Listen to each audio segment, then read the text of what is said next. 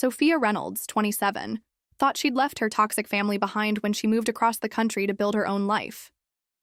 But when her father's sudden death forces her to return home for Christmas, she walks into a nightmare she never saw coming.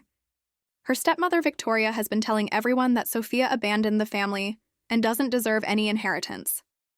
At Christmas dinner, Victoria publicly humiliates her in front of the entire extended family, claiming Sophia is just a gold digger who only came back for money.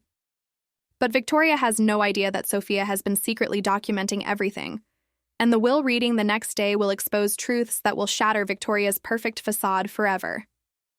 A story of family betrayal, hidden strength, and the sweet taste of justice served cold on Christmas morning. My name is Sophia Reynolds, and I never thought I'd set foot in my childhood home again. Yet, here I was, standing in the driveway of the sprawling Georgian mansion in affluent Westchester County, New York, staring at the perfectly manicured lawn dusted with December snow. The house looked exactly the same. Red brick walls, white columns, and those ridiculous topiary animals my stepmother Victoria had installed to impress the neighbors. What had changed was me. 3 years ago, I'd left this place broken and desperate. Now I was returning as a successful marketing director for a tech startup in Seattle, with my own apartment, my own car, and most importantly, my own sense of worth. But none of that mattered today, because my father was dead. The funeral had been yesterday, a cold, formal affair where Victoria played the grieving widow perfectly. She'd worn all black Chanel, dabbed her eyes with a handkerchief at precisely the right moments, and accepted condolences with the grace of a seasoned performer. I'd sat in the back row, largely ignored by relatives who barely remembered I existed. Now it was Christmas Eve, and I was here for the traditional family dinner that Victoria had insisted on hosting. Robert would have wanted the family together, she'd told everyone, her voice trembling with perfectly practiced emotion. What she really wanted was an audience for whatever game she was planning to play. I grabbed my overnight bag from the rental car and walked toward the front door. Before I could knock, it swung open to reveal my stepmother in all her manufactured glory. Victoria Blackwood Reynolds was 52 but looked 40 thanks to the small fortune she'd spent on cosmetic procedures. Her platinum blonde hair was styled in perfect waves, her makeup flawless despite it being barely noon. "Sophia," she said, her voice dripping with false warmth. "How unexpected that you actually came." "Hello, Victoria," I replied evenly. "Dad would have wanted me here for Christmas." Her perfectly lined lips tightened almost imperceptibly. "Of course. Though I hope you don't plan to make this about yourself. Today is about honoring your father's memory with dignity." I stepped inside, breathing in the familiar scent of expensive candles and fresh flowers. The house was decorated for Christmas with professional precision. Garlands draped artfully along the staircase, a towering tree in the living room, wreaths on every door. It looked like something from a magazine spread, cold and perfect. "The family is gathering in the living room," Victoria continued, her heels clicking against the marble floor as she led me deeper into the house. "I've told them all about your situation in Seattle, how you've been struggling to find yourself." I stopped walking. "Struggling? Victoria, I have a 6-figure salary and my own—" Now, she interrupted with a patronizing smile. "There's no need to put on a show. We all understand that moving across the country was your way of coping with disappointment. Not everyone is cut out for real. Responsibility." The casual cruelty in her voice was so familiar it almost didn't sting anymore. Almost. Victoria had perfected the art of public humiliation disguised as concern. She'd been doing it since she married my father when I was 19. We entered the living room where about 15 family members had gathered. My Aunt Margaret was there with her husband and 3 kids. My Uncle Paul had driven down from Boston with his new girlfriend. Various cousins, second cousins, and family friends filled the expensive furniture, all clutching glasses of champagne and engaging in the kind of polite small talk that wealthy families had perfected. "Look who finally decided to join us," Victoria announced, her voice carrying just enough disappointment to make everyone look up. Sophia managed to tear herself away from whatever she's been doing in Seattle. Aunt Margaret approached with a concerned expression. "Sophia, dear, we were so worried about you. Victoria mentioned you've been having a hard time finding steady work." I felt heat rise in my cheeks. This was Victoria's specialty, planting seeds of lies that grew into accepted family truth. "Actually, Aunt Margaret, I'm doing very well. I'm a senior marketing director at—" "She's being modest," Victoria cut in smoothly. You know how young people today exaggerate their job titles. Sophia does some social media work for a small company. Nothing too demanding. The room filled with that particular silence that comes when people are trying not to look embarrassed for you.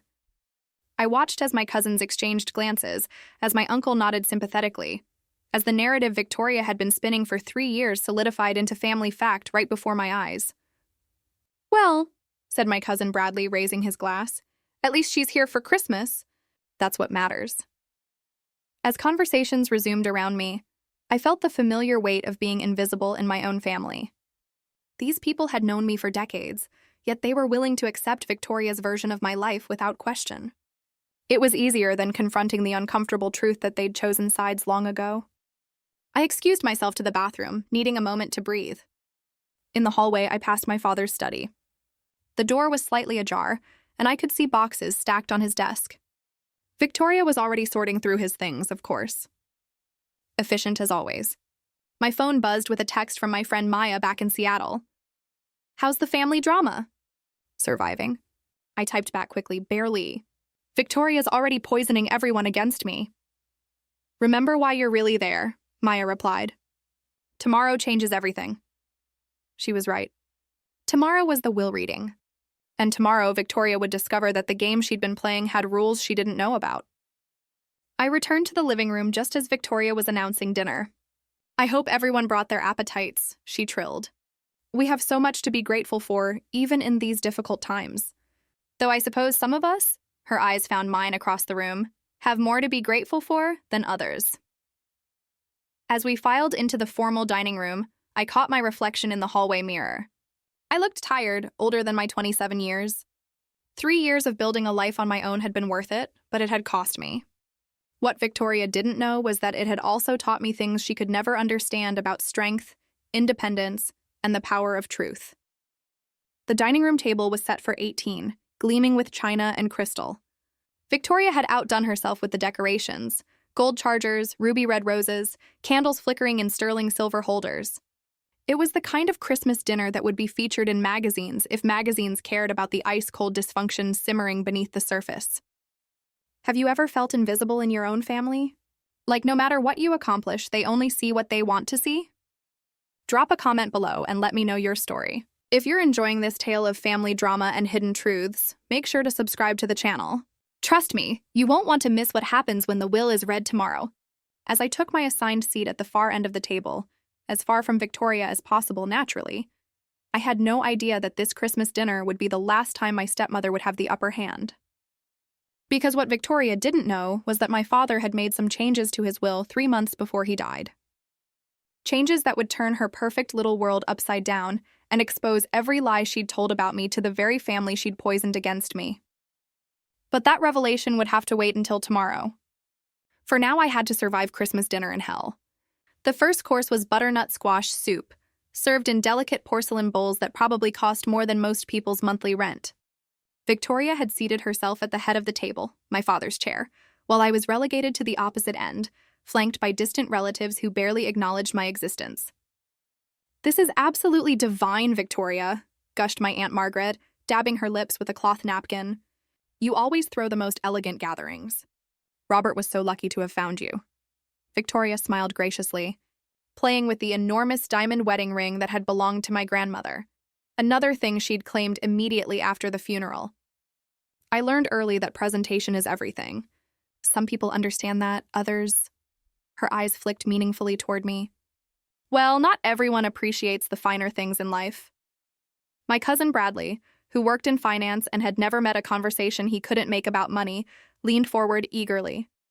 "Speaking of appreciation, Victoria, I hope you know how much we all admire how you've handled everything. Managing Dad's estate, keeping the house running, dealing with all the legal complexities. It can't be easy." "Oh, it's been overwhelming," Victoria replied with a perfectly calibrated sigh. "Your father left so many loose ends. Business investments that needed immediate attention, properties to manage, difficult decisions about the future. Thank goodness I have experience with these matters." I set down my spoon carefully, trying to keep my voice level. "What kind of difficult decisions?" The question hung in the air like smoke. Victoria's smile never wavered, but her eyes hardened. Well, naturally, there are questions about what to do with certain underperforming investments. Your father was generous to a fault, sometimes supporting ventures that had no real potential for success. Uncle Paul nodded knowingly. Robert always had a soft heart, sometimes too soft for his own good. Exactly, Victoria continued, warming to her theme. He funded several small businesses over the years that never panned out. Educational expenses for people who didn't appreciate the opportunities they were given. That sort of thing. I felt my chest tighten. She was talking about my college tuition, the student loans my father had helped me pay off, the small amount he'd given me when I'd first moved to Seattle. In Victoria's retelling, my father's love and support became foolish generosity wasted on an ungrateful daughter. I'm sure those investments meant a lot to the people who received them, I said quietly. I'm sure they did, Victoria replied with false sympathy. Though meaning doesn't always translate to results, does it? Sometimes the kindest thing is to acknowledge when something isn't working and move on. My cousin Jessica, who had always been Victoria's favorite because she'd married young and produced grandchildren Victoria could show off, jumped in eagerly. That's so wise of you, Victoria. It takes real strength to make tough decisions about family finances. Family finances, I repeated. Interesting way to put it. Victoria's laugh was like wind chimes in a tornado, delicate on the surface but with an edge that could cut. Well, when you're responsible for managing everything, you have to think about the family as a whole. What benefits everyone, not just individual interests. The main course arrived, roasted duck with cherry sauce, perfectly prepared by the catering staff Victoria had hired for the occasion. As plates were distributed, conversations continued around me, but I felt increasingly isolated. These people were discussing my father's money, my father's decisions, my father's legacy as if I weren't even in the room. I have to ask, said Margaret's husband, cutting into his duck, what happens to the house? It's such a beautiful property. Historic, really. Victoria dabbed her eyes delicately. Robert and I discussed it many times. He knew how much this house meant to me, how many memories we made here together. I can't imagine living anywhere else. Of course not, Jessica agreed. This has been your home for what, 8 years now? It would be cruel to expect you to leave everything behind. 8 years. I'd lived in this house for 19 years before Victoria arrived and transformed it into her personal showcase. Every room had been redecorated to erase traces of my mother. Every family photo replaced with carefully curated images of Victoria and my father at charity galas and country club events.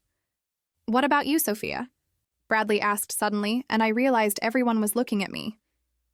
This must be hard for you too, being back in your childhood home. Before I could answer, Victoria spoke for me. Oh, Sophia hasn't really considered this home for years now, have you, dear? She was so eager to leave to make her own way in the world. I admire that independence, even if it meant cutting ties with family. I didn't cut ties, I said, my voice sharper than I intended. I moved across the country for work. That's hardly the same thing. Of course not, Victoria agreed with that same patronizing tone. Though the result was the same, wasn't it? Missing holidays, important family events, barely staying in touch. Your father understood, of course. He knew you needed to find yourself, even if it meant being alone. The word alone hit like a slap. Victoria had perfected the art of making my independence sound like abandonment, my success sound like failure, my choices sound like mistakes. Uncle Paul, clearly uncomfortable with the tension, tried to lighten the mood. Well, we're all here together now. That's what Robert would have wanted. Absolutely, Victoria beamed. He always said family was the most important thing. He just wished everyone in the family felt the same way. I looked around the table at these people, my blood relatives, people who had known me since I was born, and saw nothing but acceptance of Victoria's narrative. Not one person questioned her implications, challenged her version of events, or bothered to ask me directly about my life. That's when I made a decision that would change everything. I pulled out my phone and opened the voice recording app. Under the table, hidden from view, I started recording. If Victoria wanted to perform for an audience, I was going to make sure I had documentation of her performance. You know, I said, my voice steady now, I think there might be some misunderstandings about why I left, and what my relationship with Dad was really like. Victoria's smile tightened almost imperceptibly. Oh? Enlighten us. Dad and I talked every week, I said clearly, making sure my phone caught every word. He was proud of my job, excited about my achievements. He visited me in Seattle twice last year. A small frown creased Victoria's perfect forehead. I don't recall those visits. February and September, I continued. He stayed at the Fairmont. We went to Pike Place Market, had dinner at my favorite restaurant. He told me about his plans for the future, his concerns about certain people taking advantage of his generosity. The temperature in the room seemed to drop several degrees. Victoria's performance was faltering just slightly, but enough for me to notice. "How lovely," she said, her voice still smooth but with an undercurrent I'd never heard before. "I'm sure those are cherished memories." "They are," I agreed. "Especially our last conversation, 3 days before he died. He called to tell me he'd made some important changes. Said he wanted to make sure certain people got exactly what they deserved. Have you ever been in a situation where someone tried to rewrite your history right in front of you? Where they painted you as the villain in your own story? I'd love to hear about it in the comments. Make sure to subscribe to the channel if you want to see how this family dinner from hell ends. The next chapter is going to blow your mind. Victoria was staring at me now, her champagne glass frozen halfway to her lips. Around the table, conversations had stopped as people sensed the shift in atmosphere. Because what Victoria didn't know, what none of them knew, was that I had recordings of those phone calls with my father. Hours of conversations where he expressed his growing concerns about Victoria's spending, her attitude toward me, and her true motives for marrying him. Tomorrow's will reading was going to be very interesting indeed. But first, I had to survive the rest of this dinner, where Victoria was about to show her true colors in ways that would shock even me. The dessert course arrived. Individual chocolate soufflés that would have been impressive if the atmosphere hadn't become thick enough to cut with a knife. Victoria was no longer bothering with her perfect hostess smile. Something in my mention of my father's phone calls had clearly rattled her. "You know, Sophia," she said, her voice carrying a new edge, "it's interesting how people's memories can become enhanced over time, especially when it comes to conversations that can't be verified." I met her stare directly. "Are you suggesting I'm lying about talking to my father?" "I'm simply observing that grief can make us remember things the way we wish they had been, rather than how they actually were." Aunt Margaret shifted uncomfortably. "Perhaps we should change the subject." "No," Victoria said firmly, setting down her fork with a sharp clink. "I think it's time for some honesty at this table. Sophia, everyone here cares about you, but we're also concerned. Your father was worried about you too, especially in his final months." I felt my pulse quicken. This was it, the moment Victoria dropped her mask completely. "Worried about what exactly?" I asked. Victoria's smile was cold now, predatory. "About your financial situation. About why you suddenly started calling more frequently. About your real reasons for wanting to reconnect after years of minimal contact." The accusation hung in the air like poison gas. Around the table, I could see family members beginning to nod, their expressions shifting from uncomfortable to concerned to accusatory. "That's quite an allegation," I said quietly. "Is it? Your father mentioned receiving several calls from you about money troubles. Student loan debt piling up, credit card problems, difficulty making rent in that expensive Seattle market." My cousin Bradley leaned forward. "That would explain the sudden interest in family connections." "Exactly," Victoria continued, encouraged by the support. "Robert was torn between wanting to help and knowing that sometimes tough love is necessary. He worried that constantly bailing you out wasn't helping you grow as a person." The lies were so elaborate, so detailed, that for a moment I almost doubted my own memories. This was Victoria's true genius, not just rewriting history, but making her victims question their own reality. "That's fascinating," I said, reaching into my purse, "because I have a very different recollection of our conversations." Victoria's eyes narrowed as she watched me pull out my phone. "What are you doing?" "I'm going to play something for everyone. I hope you don't mind." Before she could object, I found the audio file from my father's last call and pressed play. My father's voice filled the dining room, warm and clear. "Sophia, honey, I need you to know how proud I am of you. Building your career on your own, refusing to take shortcuts. That takes real character. Victoria keeps suggesting I should cut back on supporting you. But honestly, what's the point of having money if I can't help my daughter achieve her dreams?" The silence in the room was deafening. Victoria's face had gone pale beneath her carefully applied makeup. The recording continued. "I've been thinking a lot about the future lately, especially about what happens to everything I've built. I want to make sure it goes to people who actually deserve it, not just people who know how to ask for it. I paused the recording and looked around the table. Every face showed shock, confusion, and the dawning realization that they'd been fed a steady diet of lies. "There are 12 more hours of conversations like this," I said calmly. "Should I play more?" Victoria stood abruptly, her chair scraping against the hardwood floor. "This is inappropriate. Manipulating a grieving family with selective recordings." "Selective?" I interrupted, standing as well. "Would you like me to play the conversation where Dad told me about finding the credit card statements? The ones showing $30,000 in charges at luxury spas and jewelry stores in the month after his cancer diagnosis?" Her face went from pale to gray. "Those were medical expenses. Cartier necklaces are medical expenses now." "Interesting," Uncle Paul cleared his throat. "Victoria, maybe you should explain." "I don't owe anyone explanations," Victoria snapped, her composure finally cracking completely. "I was Robert's wife. I took care of him when she pointed an accusatory finger at me, was thousands of miles away playing house in Seattle. I earned everything I have." "By isolating him from his daughter?" I asked quietly. "By telling him I was in financial trouble when I wasn't? By convincing him I didn't care about him when I called every week?" Aunt Margaret was staring at Victoria with growing horror. "You told us Sophia rarely called, because that's what Robert told me." Victoria's voice was rising, becoming shrill. "He was protecting her reputation, covering for her failures." "Stop." My voice cut through her protests like a blade. "Just stop lying." I played another recording, this one from 2 months before my father's death. "Victoria's been acting strange lately, Sophia. Secretive about money, pressuring me to change my will. She doesn't know I've been keeping track of her spending. I'm starting to think I made a mistake marrying her." The silence that followed was broken only by the soft sound of my cousin Jessica beginning to cry. Victoria's mask had completely shattered now. Her face was twisted with rage and desperation. "You manipulative little bitch," she snarled.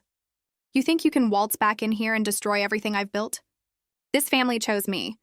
They love me. You're nothing but a spoiled child who couldn't handle having a stepmother." "Actually," I said, reaching into my purse again, "I think there's one more thing everyone should hear." I pulled out a sealed envelope, thick, expensive paper with a law firm's letterhead visible through the translucent window. "This arrived at my hotel this morning. The law firm asked me to bring it to dinner tonight, to be opened in front of the family." Victoria's eyes fixed on the envelope like a snake watching a mouse. "What is that?" "It's a letter from Dad's attorney. Apparently, there's something he wanted everyone to know before tomorrow's will reading." With careful precision, I opened the envelope and unfolded the letter inside. My father's voice seemed to echo from the paper as I read aloud. "To my beloved family, if you are hearing this letter, it means I am gone, and Victoria is likely spreading lies about my daughter Sophia. I want you all to know that I discovered Victoria's true nature in my final months. The financial manipulation, the lies about Sophia, the attempts to isolate me from my daughter, I documented everything." Victoria tried to grab the letter, but I stepped back, continuing to read. "My will reflects these discoveries. Victoria will receive exactly what our prenuptial agreement stipulates, nothing more. The house, the business, and the majority of my estate goes to Sophia, the only person who ever loved me without expecting something in return." The room erupted. Victoria screamed, throwing her wine glass against the wall where it shattered in an explosion of crystal and red wine that looked disturbingly like blood. Several family members started talking at once, their voices overlapping in confusion and shock. But I wasn't finished. There was one more surprise waiting in that envelope, something that would ensure Victoria could never manipulate another family again. As chaos swirled around me, I felt a strange sense of peace. For the first time in years, the truth was finally being heard. Tomorrow's will reading would make everything official. But tonight, Christmas Eve, the lies died and the real family healing could finally begin. What would you do if you discovered a family member had been poisoning everyone against you for years? Have you ever had to fight for your place in your own family? Share your thoughts in the comments below. Don't forget to subscribe because this story isn't over yet. Tomorrow's will reading will reveal secrets that will change this family forever and show Victoria that karma has a very long memory and perfect timing. The truth was finally free, and nothing would ever be the same again.